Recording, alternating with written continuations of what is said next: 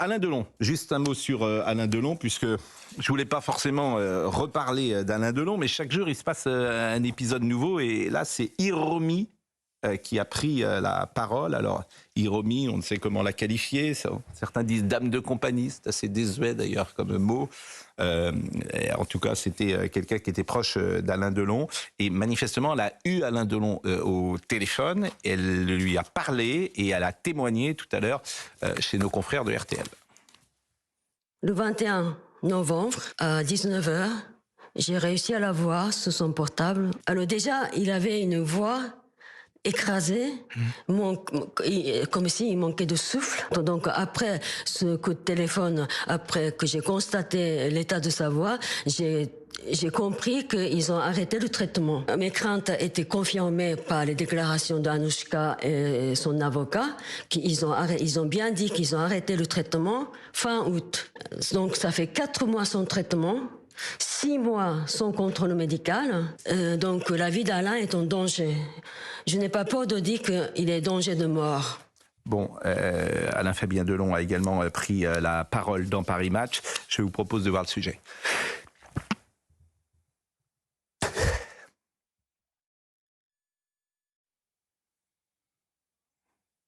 Alain Delon manipulé par sa fille Anouchka. C'est la nouvelle attaque lancée dans un entretien à Paris Match par Alain Fabien, le Benjamin de la fratrie. Il raconte notamment les visites d'Anouchka dans la demeure de Douchy. Elle a sa propre maison dans la propriété. Elle ne fait que passer. Elle vient, elle dit « je t'aime papa » et puis elle retourne dans sa tour d'ivoire. Alors oui, on ne va pas se mentir, ça a toujours été sa préférée. Elle l'a menée par le bout du nez et parvient toujours à ses fins. On pourrait presque parler d'emprise. Cette emprise, Alain Fabien l'avait déjà dénoncée quelques jours plus tôt, en publiant un enregistrement audio présenté comme une conversation entre Anouchka et Alain Delon. Un débile, toi.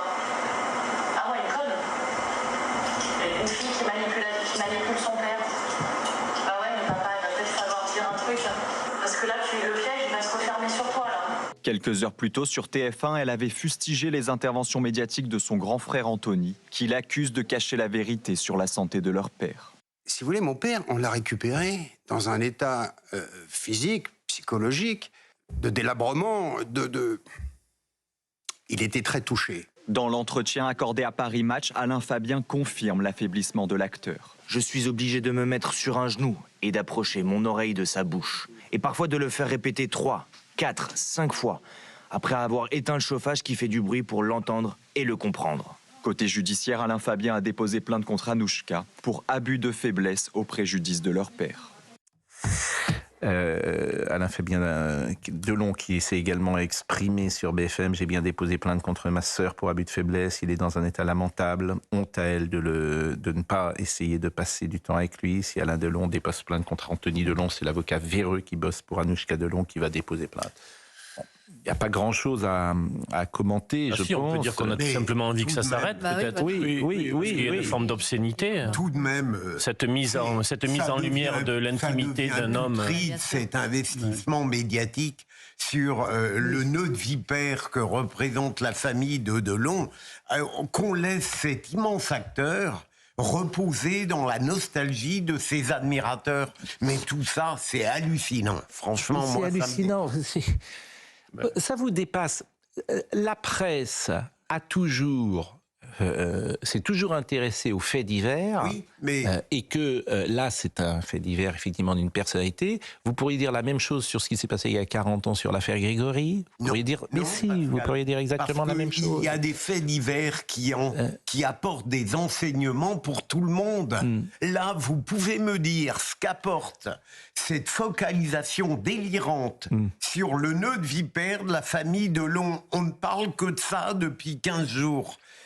D'abord, on ne parle pas que de ça, parce que vous exagérez, mais même sur mais les gens ne parlent pas que de ça. C'est Alain Delon vit sous l'œil des caméras depuis 1958. Oui, ses amours, ses ruptures, ses enfants, ses divorces, etc. Donc effectivement, c'est la vie, parfois, des stars, et moi je le regrette comme vous. Mais je vois pas comment, d'une certaine manière, ça peut être autrement. Si vous me permettez. Si, Pascal. Je sais que c'est très difficile parce que... J'ai trop de respect pour les médias estimables pour ne pas considérer qu'ils puissent arbitrer parfois entre l'indécent et le normal. Je veux dire, C'est-à-dire que vous pensez que les médias ne devraient pas en parler, au fond? de ça depuis 15 jours, non. Oui, mais sauf que ça intéresse les gens. Vous êtes sûr?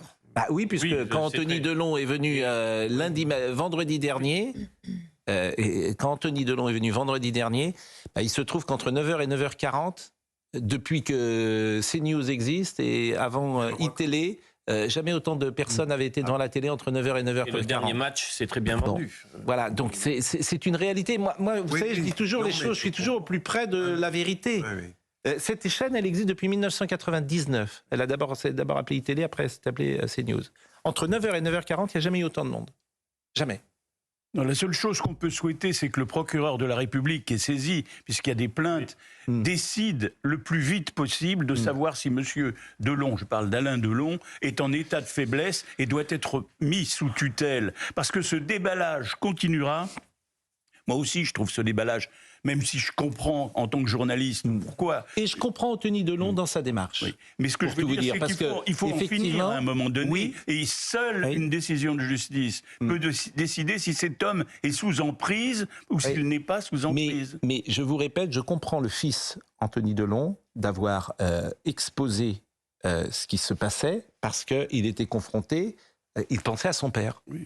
Donc Si je le effectivement comprends. que le traitement médical Je a le été comprends. interrompu et que la vie est en danger du coup, je Oui. comprends qu'effectivement le fils soit alerté. Oui, Ça, alors, c'est sûr. Ouais, ça, c'est la sœur qui dit. Oui, c'est la sœur. Elle était en double. Manifestement, vous avez manqué un épisode. Oui, mais j'ai bon. manqué un épisode, Mais peut-être. bon, Mais il y en a- Alain Fabien Delon, qui a pris la parole également hier, je le disais sur BFM, il a dit « Je suis désolé de vous le dire, mais mon père est dans un état lamentable. Honte à elle de ne pas essayer de passer du temps avec lui. Oui, c'est difficile de le voir, mais c'est moi qui le couche tous les soirs, c'est moi qui le réveille, c'est moi qui le mets dans son...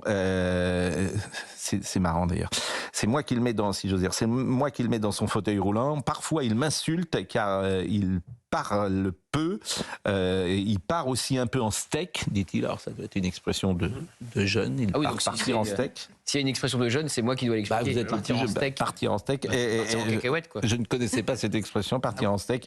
Elle ose même pas le regarder quand je le couche, quand je le mets au lit, tellement il est dans un état lamentable. Elle détourne les yeux quand moi je le couche. Et si elle l'aime tellement, pourquoi elle est repartie en Suisse? Moi je suis là, moi je m'occupe de lui, etc. Etc. Bon. Non, mais vous avez... Philippe Bilger. J'ai écouté ce que vous avez dit, Pascal, bien sûr. Je sais bien que un public important s'intéresse à ces détails Eh oui. qui pourraient apparaître sordides, mais je pense que parfois, il y a une responsabilité des médias qui devrait, en quelque sorte, honorablement se censurer. Voilà ce que je veux dire. Ben, j'ai ce sentiment que c'est le travail que nous faisons. C'est-à-dire que moi, j'en parle mais je vraiment. parle de CNews, même hein. honnêtement, j'ai le sentiment que la presse, pour le coup, me semble-t-il, traite ce sujet comme cela, en parlant pas forcément tous les jours et en parlant quand il y a quelque chose de nouveau, en l'occurrence la déclaration de l'un ou de l'autre. C'est Alain Fabien Delon qui parle. Oui. C'est Alain Fabien Delon qui parle. Mais est-ce que Anouchka Delon devait faire un 20h? Je voulais C'était la place pour Mais témoignage. c'est Anouchka Delon également qui parle. Vous savez, le procès, c'est toujours facile de faire à la presse. C'est les acteurs qui font que la presse réagit. Sabrina oui. Medjeber. Dans cette société, c'est très symptomatique en réalité de cette société narcisante où l'exhibitionnisme des uns rencontre le voyeurisme des autres. Et là où je trouve en réalité que c'est réellement affligeant, c'est que cette forme d'extimité, c'est-à-dire ce dévoilement des fragments de vie intime, soit étalé dans la presse où chacun des enfants cherche une posture un peu exclusiviste dans le rapprochement ou l'attachement qu'ils portent à leur père. Je trouve ça, en termes de temporalité, très, très décalé, puisque, encore une fois, ces histoires-là se règlent au moment du décès du patriarche et non pas lorsque le patriarche, donc Alain Delon, est encore en vie, qui de surcroît est malade, et on sait que le stress peut être également une circonstance aggravante de la maladie.